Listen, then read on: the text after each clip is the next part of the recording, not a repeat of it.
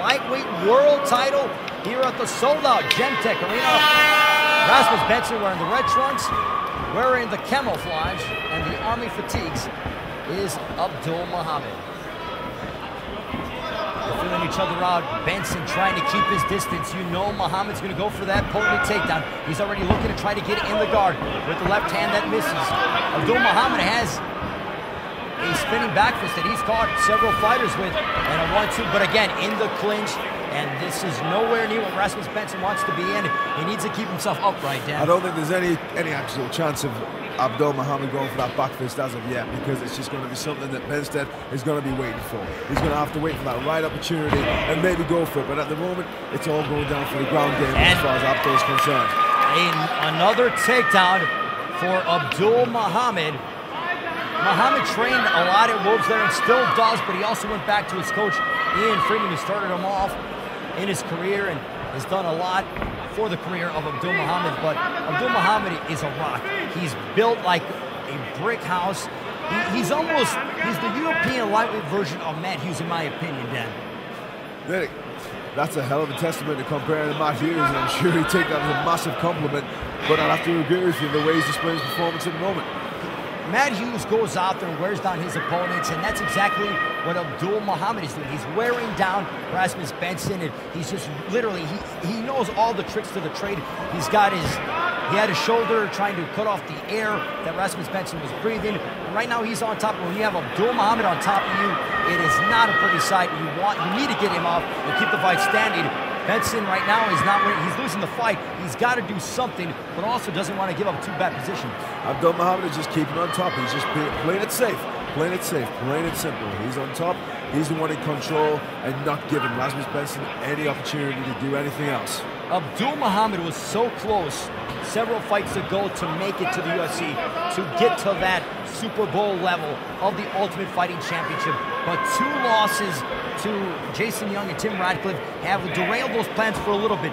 He knows this is the biggest fight of his life, and he needs to show everybody that he is still the top and the upper echelon of the European lightweight division. Now referee Trevor Mitchell stands them up, and this plays into the favor of Rasmus Bendtsen. Rasmus Bendtsen needs to make the most of a situation like this. He needs to display those striking techniques and go for it while he has the opportunity to do so. Bendtsen looks to be the fresher of the two, but that signature overhand right that misses for Abdul Mohamed as Bendtsen, a front kick that misses. Bendtsen needs to do something. He's got to start teeing off and inflicting some shots. A left hand and now a knee to the body, but he gave up that leg, and again, they're in the clinch. Takedown. They're trying to scramble. Rasmus Bendtsen was trying to scramble, but beautiful body control. Abdul Mohamed in total control of this fight.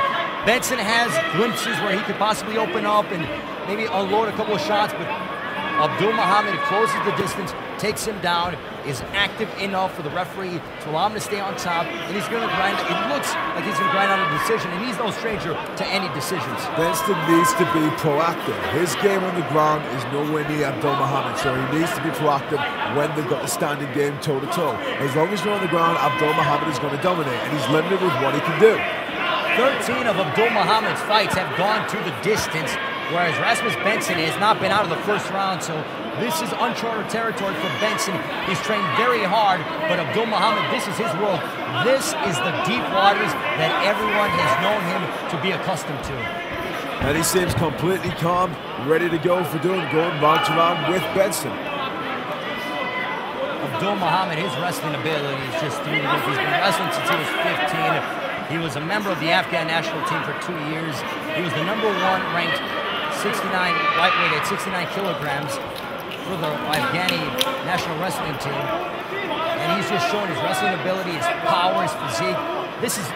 I've seen Abdul Mohamed fight many times on tape or on television, and this is the best shape I've ever seen Abdul Mohamed in, as well as Rasmus Bendtsen for that matter. I'm incredibly happy with the refs doing things here, because it seems to be going to a standstill a few times, especially when Abdul takes Bendtsen to the floor, both going toe-to-toe. Now, this is the point where Rasmus needs to make some impact here.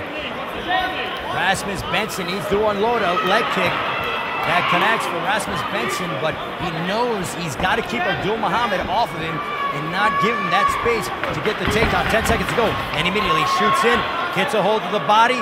Final 10 seconds of round 2. scheduled for 3. They're in the clinch, and that'll end round 2. Round 2 is in the books, and this has been the Abdul Mohamed show so far through 2. Completely agree. Abdul Mohamed has been on top. He's been proactive 24/7. On the other hand, Rasmus Bendtsen has not made any avenue for attack. Takedown after takedown after takedown. Bendtsen has worked with some tremendous fighters and great lightweights in the Ultimate Fighting Championship with Tyson Griffin and Gray Maynard. He's working on his wrestling and getting back off the cage. But when you have Abdul Mohamed on you, you can train very hard for it. But it's very difficult to get a man of that caliber and of his power and physique. And he's just the know-how to keep on to stay on top of you. When Abdul gets you in that corner and he takes you down, there is no way of getting up. That's why Rasmus has to make the most of when they're going toe-to-toe, standing face-to-face. He needs to get those strikes in. Get him off hand, get him off balance, because as soon as he grabs you, Abdul grabs you, you're going down. Simple as. Rasmus is known as a dynamic striker. He's on a 3-fight win streak. He has 7 wins by way of TKO and 3 submissions. He knows how to finish fights, and if there's a time for him to finish a fight, it is right now, because he is down on the scorecards, 2 rounds to nothing. Rasmus Bendtsen out of the blue corner, wearing the red and white. Abdul Mohamed wearing the Army fatigues out of the red corner. Right now, Dan, we go to